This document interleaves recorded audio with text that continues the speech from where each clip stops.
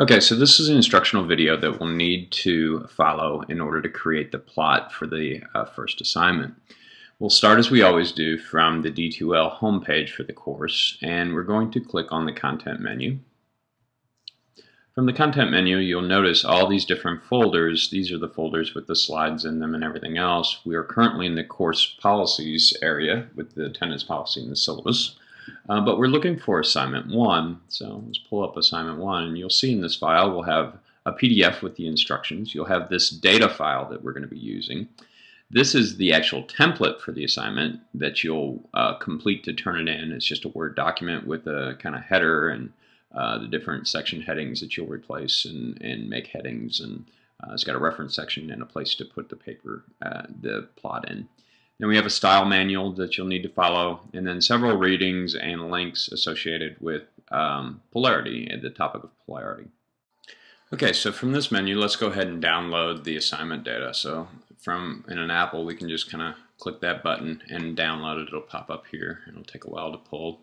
Because we've already got SPSS on your lab computer, we should be able to just kind of click this thing, and let's just click it and let's follow it working.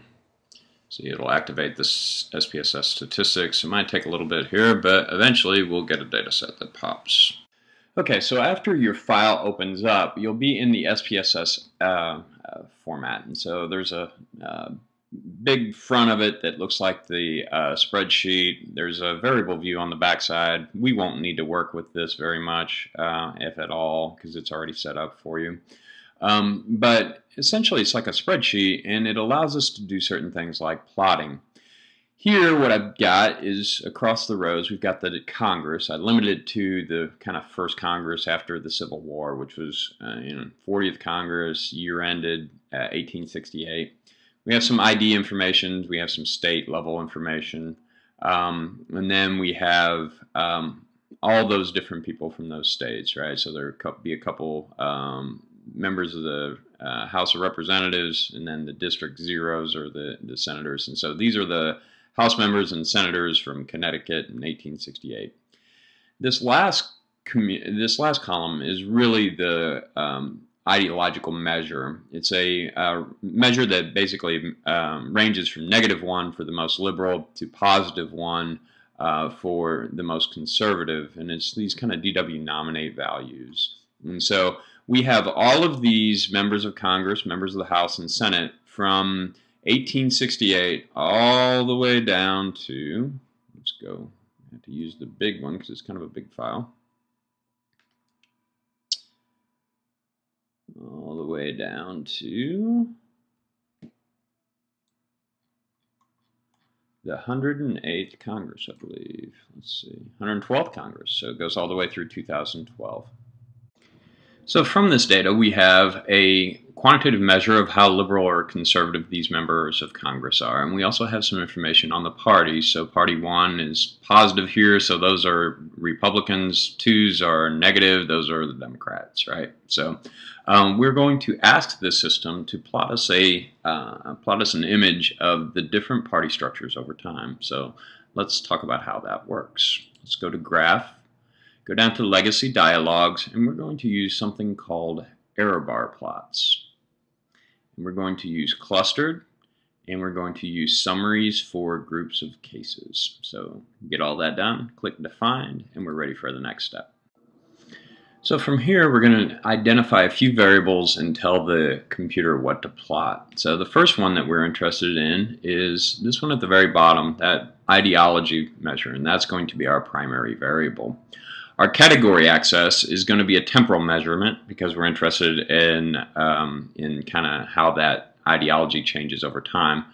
We could use the Congress, but nobody understands what that is, so we'll use the end of Congress year. So end of Congress, year end. Okay. We're going to define our clusters by the political party identification, so we'll click that one in there. And then the last thing that we need to do is confidence interval.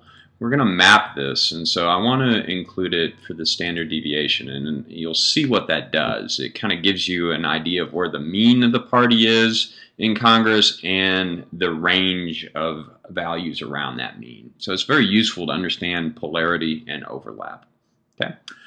All of that is very good. Let's click OK and run the plot. And you should get something like this. And so if we start from this basis, right, let's look at what we have. We have a party system. We're going to have to change these colors, but we have the Democrats down here, right? And we have the Republicans up here. These are the measures, right? This is the nominate scores that we're doing.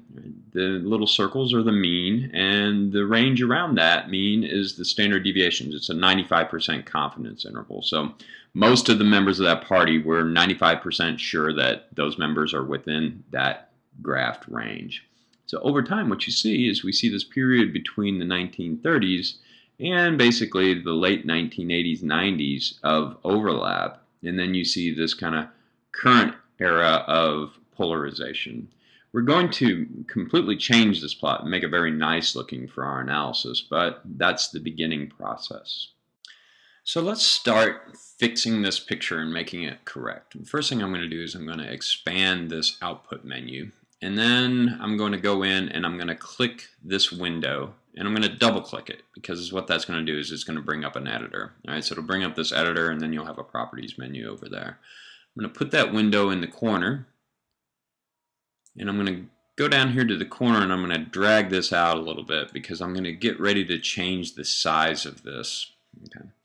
The very first thing I'm going to do is I'm going to double click on this outside border, and I want to make it bigger. So I'm going to get rid of the maintain aspect ratio, and I'm going to make this into twice as long as it is tall. So I'm going to make this a 400 height by an 800 plot, and apply that. Nice thing about that is when you're doing these time sequence plots, it's nicer to kind of stretch them out and really show kind of the changes over time. These kind of flatter plots are better for time series.